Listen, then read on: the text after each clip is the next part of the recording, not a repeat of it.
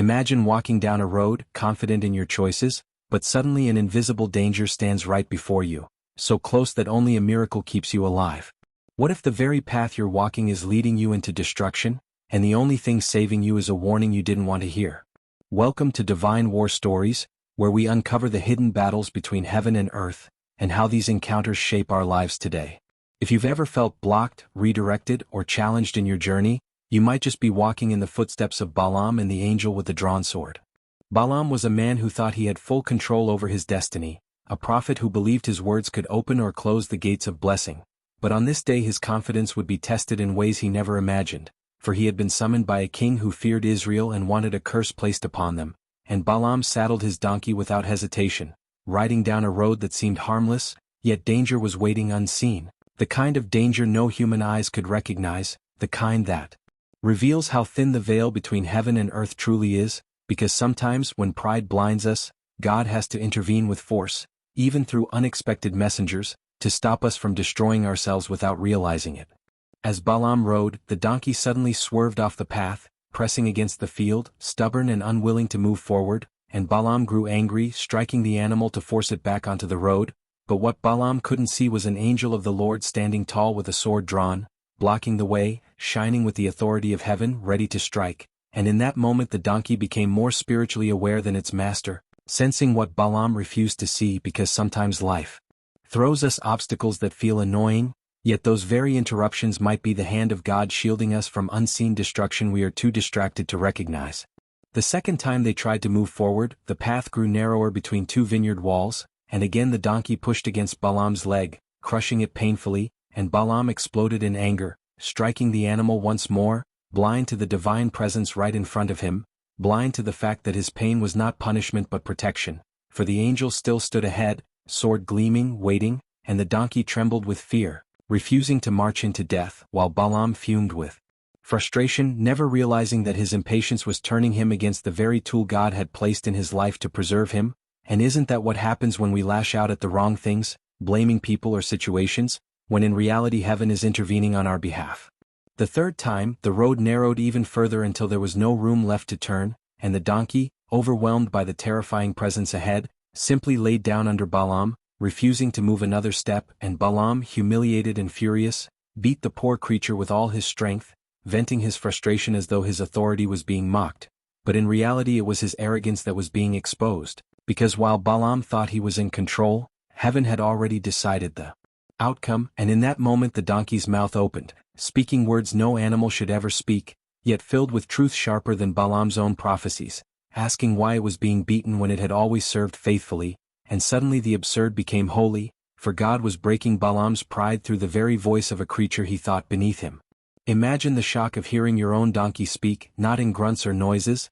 but in words that pierce your heart, and Balaam argued back, so blinded by rage that he didn't even stop to consider the miracle unfolding before him, answering the donkey as though it were the most natural thing. And in that surreal conversation God revealed the blindness of a man who could predict nations' destinies but couldn't see the angel inches away, sword raised, ready to end his life. And then finally the Lord opened Balaam's eyes, tearing away the veil, and Balaam fell face down, trembling in terror, realizing that every step he had taken so far had been a march toward his own death, spared only because his donkey saw what he could not. And sometimes we too need to be humbled before we can truly see. The angel's words cut deep, declaring that Balaam's reckless path had angered the Lord, and that if not for the donkey's resistance, Balaam would already be dead. And in that moment Balaam's authority, his pride, his status, all collapsed into dust, for he realized he had been spared not by his wisdom, not by his strength, but by divine mercy working through the most unexpected vessel, and he bowed low, confessing his guilt, offering to turn back, but the angel commanded him to go on with a warning. He could only speak what God allowed, nothing more, nothing less, and that was the moment Balaam finally understood that no gift, no talent, no voice can stand apart from obedience, for when heaven draws its sword, no man can resist. This story is not just about a prophet and an angel. It is about every one of us who has walked a road convinced we are right while ignoring the warnings, the obstacles, the strange interruptions that make no sense, and perhaps you too have felt blocked in life, plans falling apart, doors closing without explanation, people turning against you, and in your frustration you may have struck out in anger, not realizing that God may be protecting you from something you cannot see because the truth As we are often blind to the battles raging around us, yet heaven is fighting, drawing its sword to keep us alive, even if it means humbling us through the voice of something we would never expect. Think about it, how many times have you pressed forward stubbornly only to be delayed, frustrated, or hurt, and later discovered that if you had continued as you wished, disaster would have struck? And in those moments you can almost hear the echo of Balaam's donkey, reminding you that what feels like rejection or failure may actually be divine redirection. And though it hurts, it saves, because God values your life more than your pride, and sometimes He will even allow humiliation if it means. You finally open your eyes to see the angel standing with a sword, guarding the path, commanding you to stop before you step into irreversible destruction. Balaam's story reminds us that spiritual blindness can exist even in those who claim to see, that gifts and titles mean nothing if obedience is absent, for Balaam could bless or curse nations, yet he could not recognize the angel right before him, and we too can quote scriptures, give advice, or seem spiritually strong, yet miss the personal warnings God places in our own path, and the message is clear. Humility is greater than pride, obedience is greater than talent, and awareness of God's hand is greater than any reputation, because at the end of the day heaven decides who stands and who falls, and if we ignore the signs we risk losing everything, but if we listen even through the strangest voices we are saved.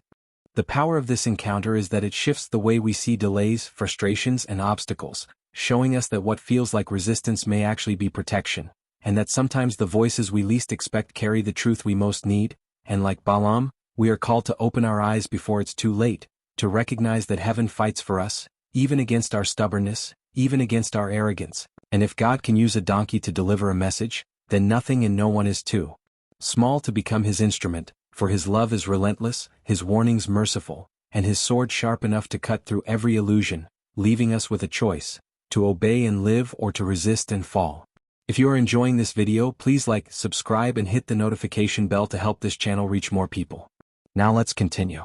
When Balaam stood trembling before the angel, his heart broken and his pride crushed, he realized that his life had been spared not because of his wisdom but because of God's mercy, and from that moment every step he took forward was marked with fear and reverence, for now he knew that heaven was watching, measuring every word and every action, and though the road still led him to meet the king who desired curses against Israel, Balaam understood he no longer had freedom to speak as he pleased. For the sword he had seen was a reminder that his tongue belonged to God, and only what heaven allowed could pass from his lips, and this surrender is something we all must face, because no gift or calling is truly ours, it is a trust we carry bound by obedience. As Balaam reached the place of confrontation, standing before Balak, the king who feared Israel's rise, he could sense the weight of expectation pressing on him, the bribes, the promises, the manipulation, all designed to twist his gift into a weapon against God's people. And in that moment Balaam's struggle was not against the king but against himself, the temptation to satisfy men instead of obeying heaven,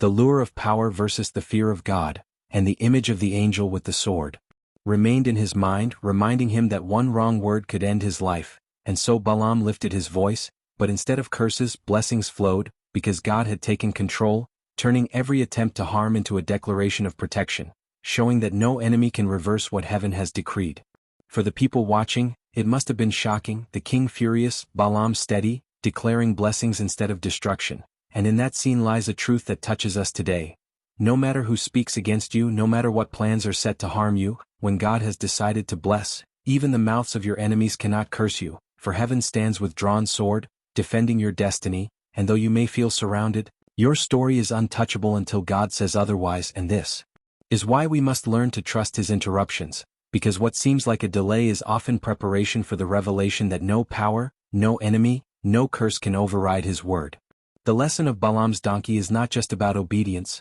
but about perspective, because the donkey saw what Balaam could not, and in the same way there may be people, moments, or even setbacks in your life that appear foolish or frustrating, yet they carry sight you lack, and if you listen carefully, you may hear wisdom in unexpected voices, guidance in unusual places, and warnings in the strangest forms, for God is not limited to the vessels we expect, He chooses whatever will break through. Our stubbornness, and perhaps the very thing you are fighting against right now, is the very thing saving you from disaster, but pride makes us deaf until humility finally opens our ears. The imagery of the angel with the sword is also a reminder of how seriously God takes our choices, for Balaam's path was not neutral, it was leading toward destruction, and had he continued blindly he would have perished, yet God intervened, and today many of us stand in similar places, walking paths that feel comfortable, even justified, yet ahead lies ruin, and God in His mercy sends interruptions, conflicts, and even humiliations to stop us, because He values our lives too much to let us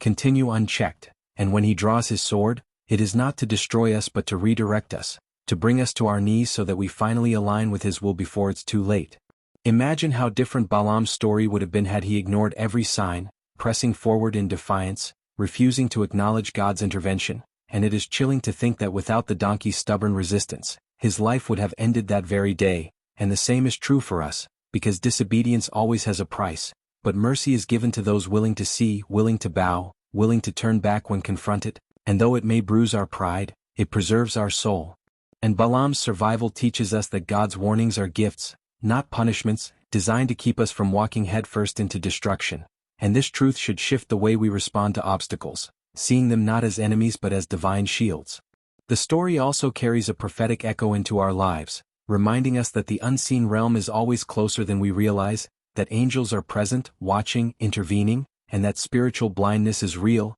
not just for those who reject God but even for those who claim to serve Him. And if Balaam could be blind, so can we, which is why humility and discernment are essential, because without them, we may find ourselves resisting the very presence meant to save us. And the question is, are we listening, or are we striking at the donkeys in our lives, blaming what is inconvenient, instead of recognizing that heaven is speaking through them? And yet, there is hope, because Balaam's eyes were opened, and no matter how far we've gone down the wrong road, God is able to break through, to stop us, to humble us, and to redirect us, if we're willing to listen. For His mercy reaches beyond our stubbornness, His patience endures beyond our blindness, and His sword, though fearsome, is wielded not against us but against the destruction that waits ahead. And in this light the story becomes not one of fear but of grace, for the God who could have ended Balaam chose instead to open his eyes, and He offers us the same chance today, to see what we've been missing before it's too late. So when you face obstacles, frustrations, or strange interruptions, remember Balaam and the angel with the drawn sword. Remember that delays may be protection, that pain may be redirection, and that what feels like humiliation may be God's mercy in disguise. And if you choose to humble yourself, to listen instead of resist, you will find that the very road meant for your destruction becomes the stage for God's glory, because His hand never abandons those He loves, and His presence never leaves the ones He has called. And like Balaam, you too can turn a path of death into a testimony of life when you finally open your eyes to see what heaven is doing. And now, as you reflect on Balaam's encounter, ask yourself, what road are you walking, what warnings have you ignored, and what voices have you silenced out of pride? For God may already be sending signs, already drawing His sword to save you, and this story invites you not to resist but to surrender, to trust that His interruptions are proof of His love. And if this message has stirred your heart, stay connected with Divine War Stories, where we continue to uncover the hidden battles of Scripture and the ways they speak into our own lives. So subscribe, share, and walk with us, because the war between heaven and earth is real, and every story is a reminder that you are never walking alone.